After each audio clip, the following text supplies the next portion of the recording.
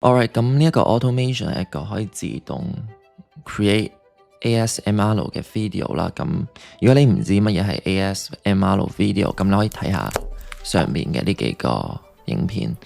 咁佢最近都非常 popular，其實佢都 popular 咗一段時間噶啦。我相信你喺 Facebook 或者係 IG 上面應該都見過好多咁樣嘅 video。咁其實我哋全部都係用 AI 去 generate 出嚟嘅啫。咁我唔知道大家覺得呢啲效果，呢啲影片嘅效果點樣啦？咁其實我自己覺得就發展得其實非常之快。如果大家仲記得2-3年前 AI video 佢連嗰啲手指都仲未可以 generate 得好清楚，即係如果大家仲記得嘅話，2-3年前嗰啲 AI 會將5隻手指變成6隻手指咁樣。咁去到而家其實我自己用咗咁多 AI， 我發現其實已經唔會再有啲咁樣嘅問題，同埋嗰個逼真度啊，嗰個仔細度其實都越嚟越高。咁當而家手機都仲淨係可以拍到 4K video 嘅時候，咁其實而家 AI 已經可以 generate 到一啲 8K 嘅圖片啦。咁我相信 8K 嘅 video 應該都好快就可以 generate 到出嚟。咁我明白有啲人都會覺得其實呢啲咁樣嘅嘢都冇辦法商業用途到，即係都冇辦法變現到。咁我 kind of agree 嘅，咁但係我相信如果大家明白咗呢一個背後嘅邏輯，咁其實大家都可以運用到去大家嘅商業上邊，譬如將嗰件產品變成你哋而家賣緊嘅產品，變成護膚品。咁實際上我都見過有人係做緊類似咁樣嘅嘢，咁個效果亦都非常之好。咁我會 walk you through 成個流程係點樣啦，咁同埋我都會講下究竟呢個 workflow 入邊有邊幾個 app 我哋係用緊嘅。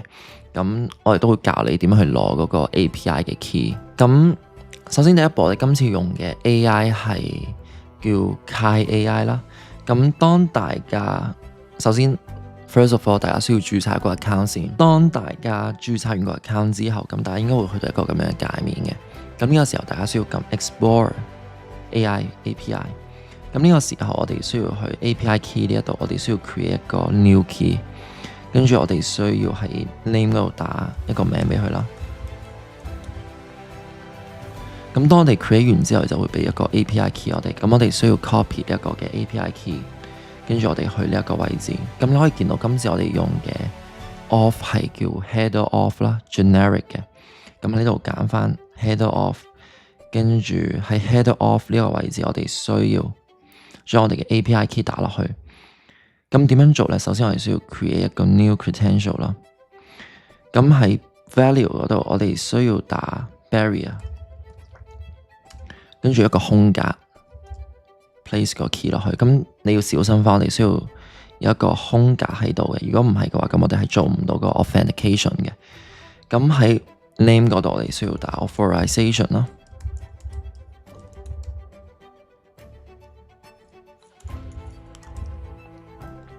咁當我哋打完之後，我哋可以撳 save。咁你可以見到個 credential 就成功 connect 咗噶啦。之後第二步我哋需要去 Potato 嗰度啦。咁 Potato 其實都出現過幾次噶啦，喺我個 channel 上面。咁佢係一個負責去做 auto posting 嘅一個 social media 嘅 management 嘅一個 website 一個 app 啊，要 limit。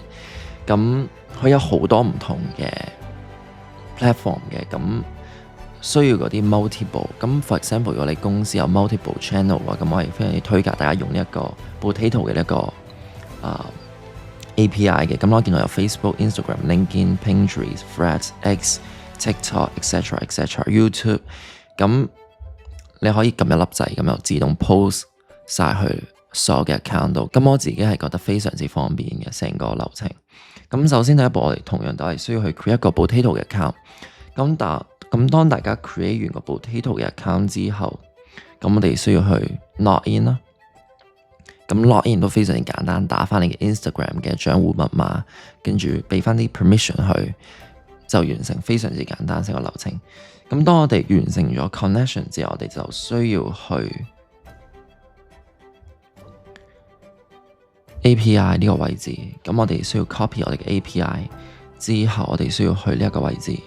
同樣地，我哋需要喺 credential 嗰度將我哋啱先 copy 嘅 API place 翻落去就可以噶啦。咁當我哋 place 完呢個 API 之後，咁基本上我哋成個流程就已經完成咗，可以 run 噶啦。咁我都會嘗試 run 一次，話俾大家聽究竟可以做到一啲點樣嘅效果。咁接下來我會講下究竟呢個 workflow 佢背後嘅嗰個邏輯係點樣啦。咁首先第一步你會見我哋有個 Google Sheet 啦。咁 Google Sheet 嘅作用就係幫我哋記錄低我哋究竟做咗邊一啲嘅 video， 有邊啲 video 係我哋未做嘅。咁做咗啲 video， 你會見到我度有個燈咯。而未做嗰啲，佢會處於一個叫 to create 嘅狀態。咁當我哋去 execute 呢個 Google Sheet 嘅時候，你會發現佢會將我哋未 create 過嘅嗰啲 video 嗰啲 object 啦，就去 detach 出嚟。咁你會發現總共有14個，對應嘅就係呢14個，對應嘅就係呢14個。咁假設我將呢個魔術貼嘅 status 轉翻做 to create，咁呢個時候如無意外嘅話，佢就會有15個。係需要 create 嘅，你可以見到冇錯，佢就會更新咗15個。咁你明白個邏輯係點樣啦？接下來我哋會將呢15個 item aggregate 變成一個 list。簡單啲嚟講，就我哋會將15個 item 變成一個 item。咁你可以見到喺佢嘅 output 嗰度，佢係非常之亂嘅。你會發現我哋除咗有 object 之外，我哋仲有啲 roll number 啦，我哋仲有 status 啦。咁其實呢一啲嘢對於 AI 嚟講係唔需要嘅，因為我哋淨係需要個 object 個名。咁所以我哋就會做一個 set note 嘅動作。咁當我哋 set 完 note 之後，你就會發現我哋嗰啲 roll number 啊、status 啊、URL 啊咁樣嗰啲嘢全部就會冇晒啦。咁得翻一個非常之乾淨嘅 object。咁當我哋有 object 嘅時候，我哋就可以 pass 俾我哋嘅 AI agent。咁其實段 prompt 嘅話，我相信就冇咩特別嘅。你去揾 ChatGPT， 你揾任何一個 AI 叫佢寫翻段 prompt 出嚟都可以做到。咁呢個時候我哋可以 run 啦。咁你會發現我哋個 idea 嘅 AI agent 就會 base on 我哋嘅 object 去幫我哋諗一啲 idea 出嚟。咁之後我哋會有一個 output parser。咁 output parser 有啲咩用呢？咁就係為咗令到 AI 去 follow 翻特定嘅輸出格式。For example， 我哋希望個輸出格式係首先我哋有個 object 啦，跟住再 base on 個 object 俾一段 caption 我哋。咁你就可以見到佢就輸出一個咁樣嘅格式俾我哋。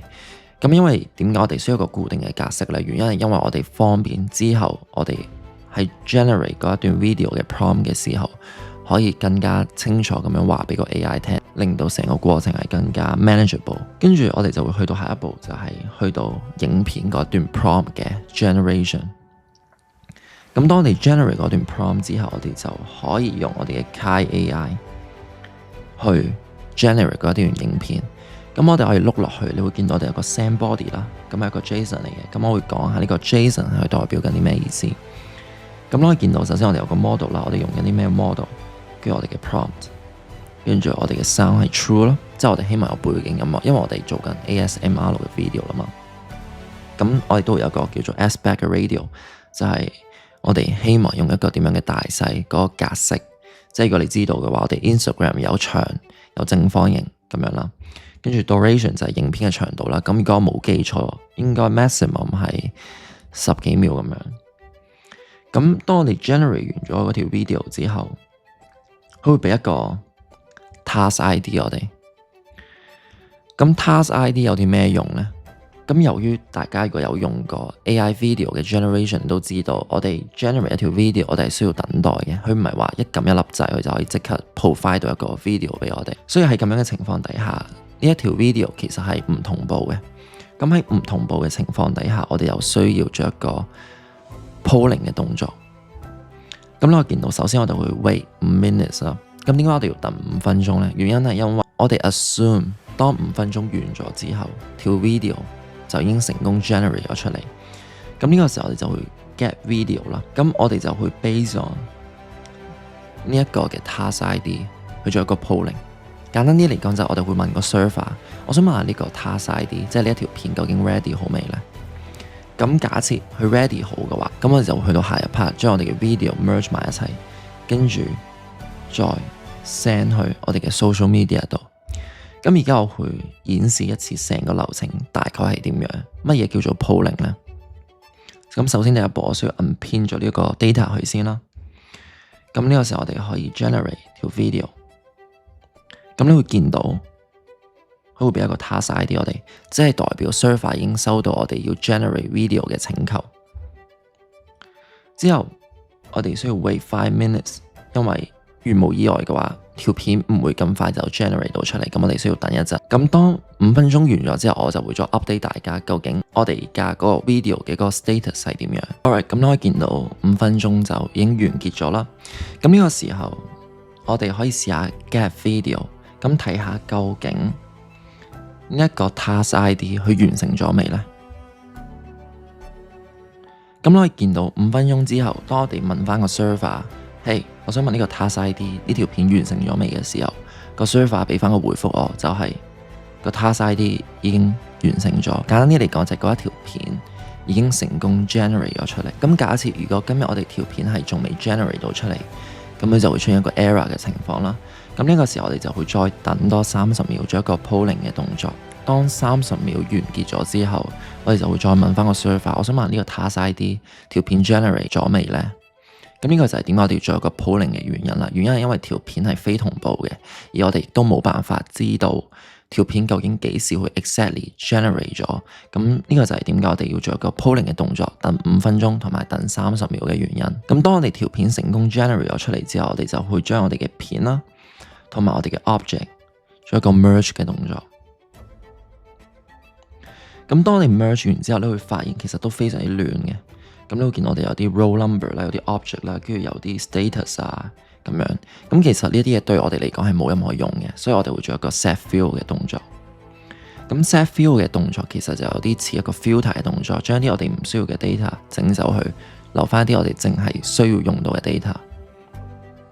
咁你可以見到，當我哋 set 完 field 之後，就會非常之乾淨啦。我哋有我哋嘅 video 嘅 URL 同埋我哋嘅 object。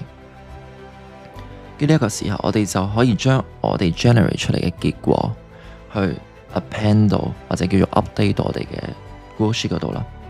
咁你可以見到今次我哋 generate 嘅係一個叫做記憶棉嘅，I guess 係一個枕頭啊之類咁樣嘅嘢。咁我哋可以睇下條片實際上係啲乜嘢。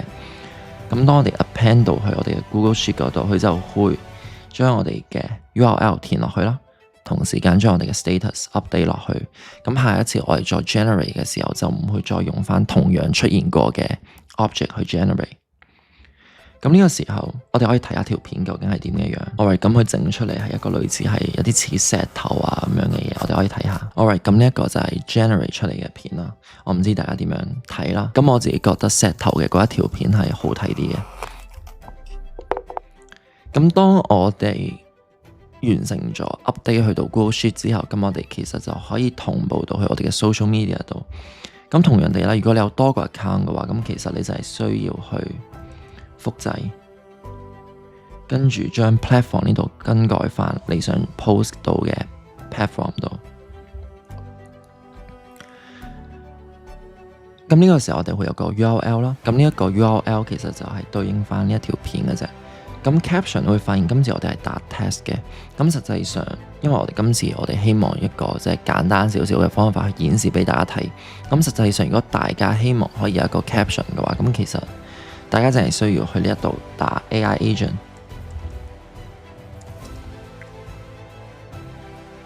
跟住我哋揀翻 define below， 跟住我哋可以打翻段 prompt 啦，譬如嗰一段 prompt 我哋可以打 give me a Instagram 嘅 caption for 呢個 ASMR， 跟住我哋再將我哋嘅 object 嗰個名拉落去，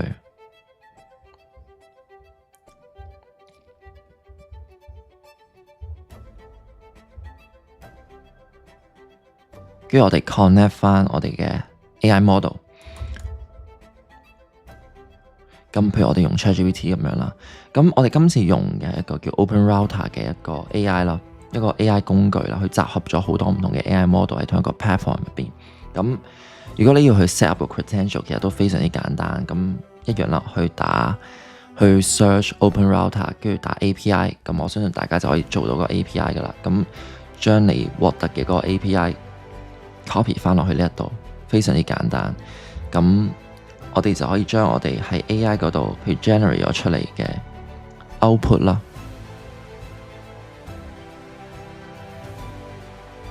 Let me see。咁你可以見到 generate 咗個 output 啦。咁當然啦，呢個係一個好簡單嘅 output，好簡單嘅 output。咁我相信大家如果花少少時間可以 refine 下成個 AI chatbot 佢個 quality 嘅，咁呢個只係一個演示，所以我好簡單咁樣做啦。跟住之後，我哋可以用一個 merge 嘅方法，將我哋需要嘅兩個 output merge 埋一齊。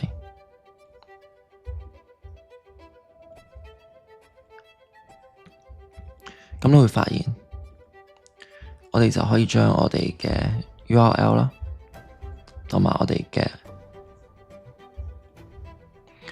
sorry， 我哋要將佢變返做 combine， 跟住揀 position， 再嚟多次。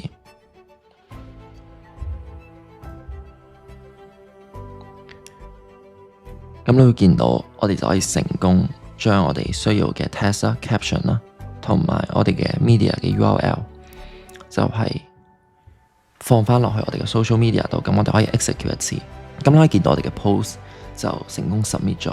So basically 呢個就係成個嘅 AI 嘅流程。咁我希望大家鍾意呢一條片啦。咁如果有啲咩地方我講得唔清楚嘅，咁都歡迎你直接留言。咁我見到我會第一時間去解答你嘅。